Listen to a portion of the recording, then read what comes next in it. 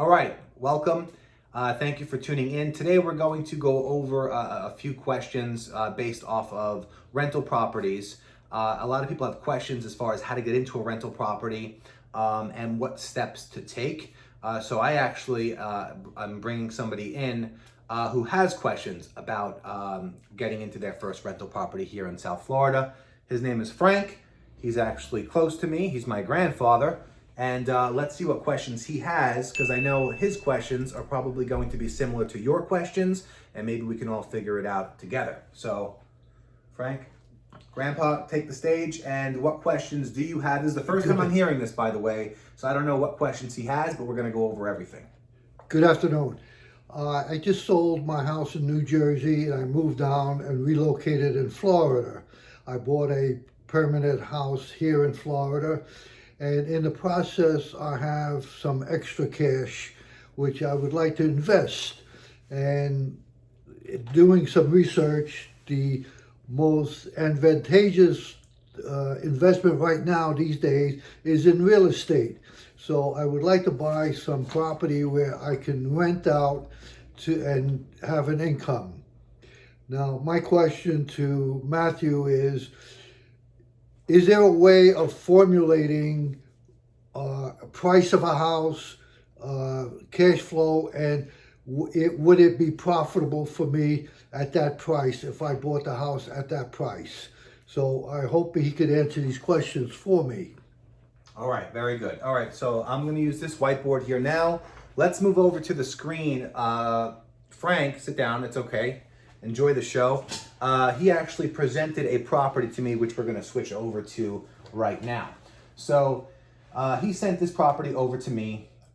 It's here in Boynton Beach, 2-bedroom, 2-bath, 1,238 square feet. Asking price right now is $195. So his question basically is, how do I know that if I purchase this house, this home, that I will experience cash flow and have an ROI? Is that correct? That's correct. All right, so now let's break down how to actually find these numbers to see, because here's my number one rule. My number one rule is every property is a good deal at a certain number. So let me say that again. Every single property you can ever drive by, ever visit, ever look at is an excellent deal at a certain number. So that number could be what they're asking. It could be way below what they're asking. It could be zero, but there's some properties that you can pay someone to take and they shouldn't. But there's always a number to a property to make it a good deal. So let's look back at this. And essentially what we want to determine is, based off of current comps, both for sales price, rental comps, is this a good deal at this number? And if it's not, what is the number we should be targeting? So let's take it from the top. The first number you want to consider when it comes to an area is, what are the rental comps looking like? So with this house, I already did my homework, and it takes looking in the MLS, looking at various comps of what a property of this size in this area would rent for, right? And that number, as far as income goes on the property, is $2,000 a month.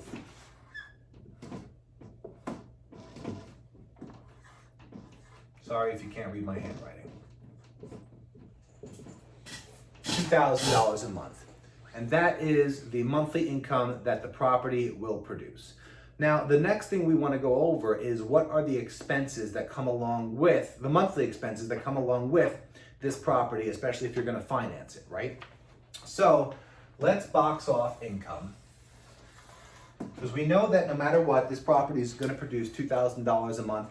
The only way it could produce more than $2,000 a month is if you have other services on the property, where if it's a single family, you probably don't.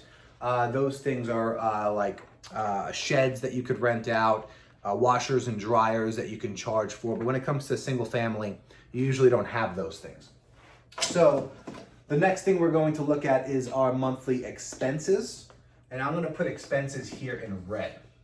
All right, because the expense list is far bigger than the income list, obviously. Income is one line, expenses have quite a few. So we're going to put expenses, okay? And we're going to start rattling off the expenses that come with the property. First one, major one, being taxes, of course. No matter what, even if you buy the house in cash, you're still going to owe taxes each and every year. So we're going to put taxes. So I'm going to list them all out, and then we'll go over the numbers. So taxes. Then you have insurance. Then you have utilities. And utilities are broken down: electric, gas, water, garbage, sewer, these things. And typically, especially around here, it's paid for by the tenant. So we don't have to dive into what the specific numbers of utilities would actually be. But just know that that is part of the expense list. Next we have, not always, but most of the time, an HOA fee. So we have HOA, okay? Then we have things like lawn care, snow removal. We don't have to worry about that down here in Florida. But lawn care you can typically put on the tenant as well to maintain the lawn. All right, then there's two other expenses that people never really put into their expense sheet. And I'll tell you what those are now. You want to put something towards future repairs. And you want to put something towards vacancy.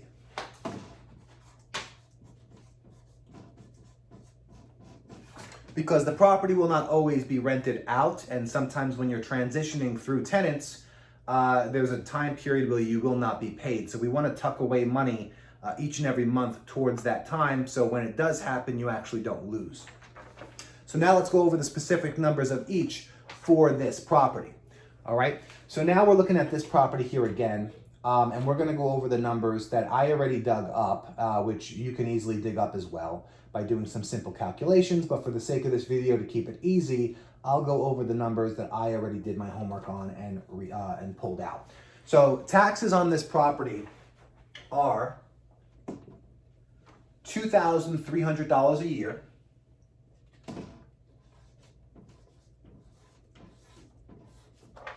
Which comes to $192 a month.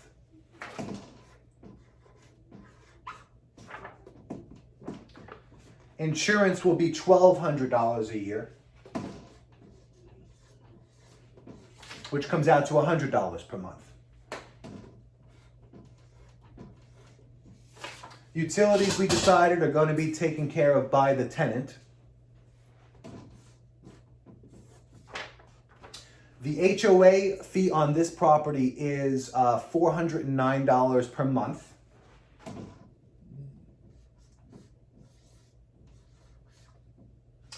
Now, when it comes to repairs and when it comes to vacancy, we want to take 5% of the gross rent and put that towards the expense bill and tuck it away each month.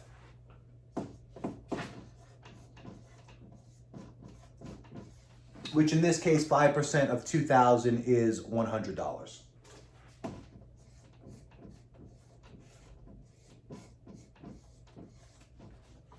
So now we're going to add everything together. Once all added together, you're going to have a total of $1,691.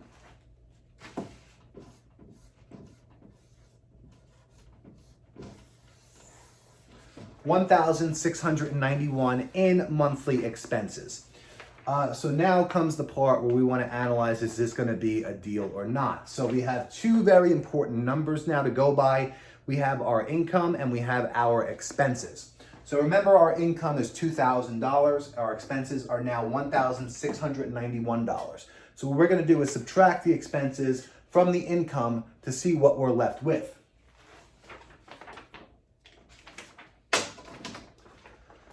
So we're going to take $2,000. We're going to subtract $1,691.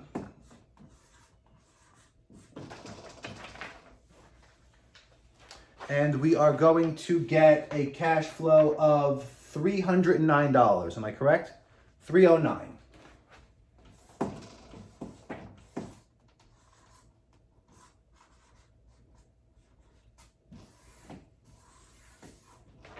So our cash flow is $309 a month. Now, is that good? Is that bad? We're not going to know until we take it to the next step.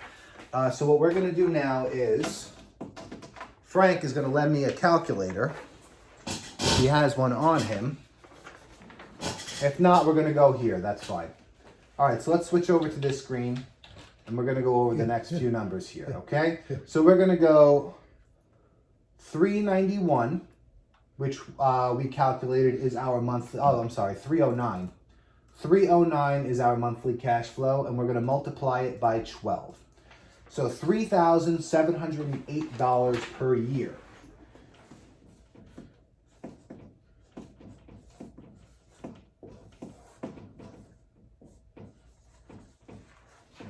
$3,708 per year in cash flow. So now we want to see if this number is a good return on our investment, or in this case, Frank's investment. So how do we determine that? So there are a few numbers that we need to cover as far as what Frank was out of pocket for. How much came out of his pocket in order to get into this deal? And there's a few numbers you want to look at.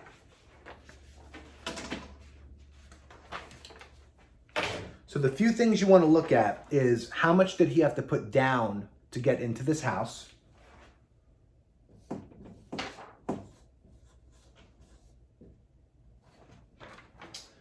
How much were the closing costs during the closing process, or how much would they be to get into this house?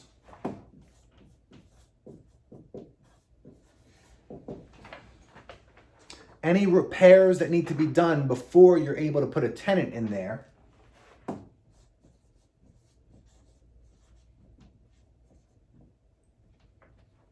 And anything else miscellaneous that comes up during this process, like if someone found you the deal, then there's sometimes a fee that could be given through a wholesaler. But assuming it didn't get any more complicated than these three items, right? So now let's do the basic math for this particular deal. Assuming as an investment property, Frank has to put down 25% to get in here. So the asking price, if we go back to this screen here, is $195,000. So $195,000 times 0.25 is $48,750 down. So I'm going to put that number on this screen. We have $48,750. Okay. Closing costs we're going to calculate as 2%. It could be less, could be more, depending on where you're purchasing, but that's a good, safe number to play it by. So 2% of the 195 is 300 times 0.02 is 3,900. Now, unless we go into the property, we're not going to know what really needs to be fixed, but assuming it needs cosmetic work, painting, maybe rip up a carpet, put down a laminate floor, things like this, assuming it doesn't need anything major, let's put $5,000 in repairs towards cosmetics.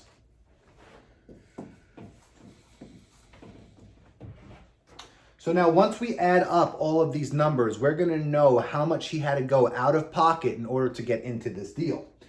So 48,750 plus 3,900 plus 5,000.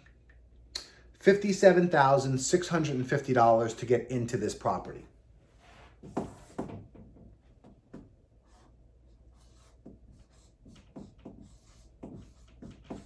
I hope you could see that number there.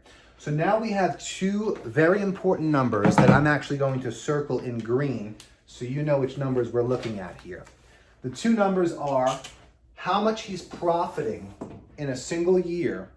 The next number is how much he had to come out of pocket in order to bring home that money, which is this number here. So now here's the question. How do we calculate what his return is? And that's simple.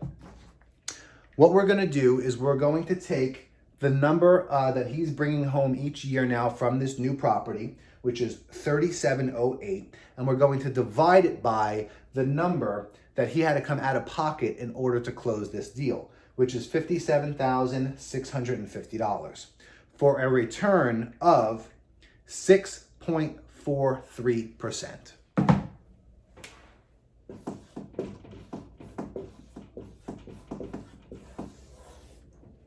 So going by my guidelines, I don't like to go in or to anything that doesn't bring me near, very near, or over 10% return.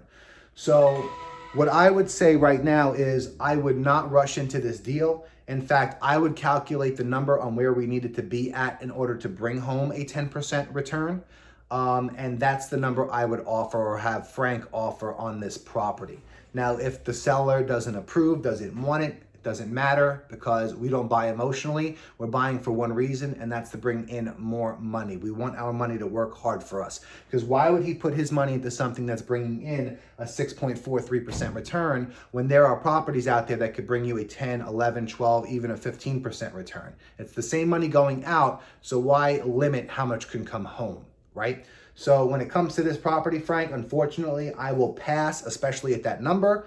But there is a number that could be worth it. Is that 150, 160? I'm not sure.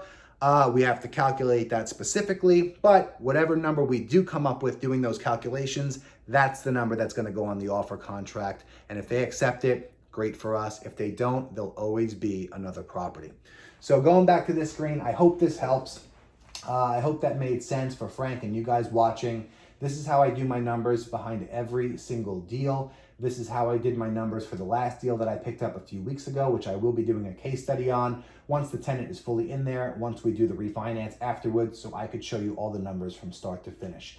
So I hope this helped. If you have any questions, feel free to reach out. Don't forget to like, comment, and subscribe. It truly helps the channel out, especially being a new channel. And hopefully we'll see you on the next one. Thank you.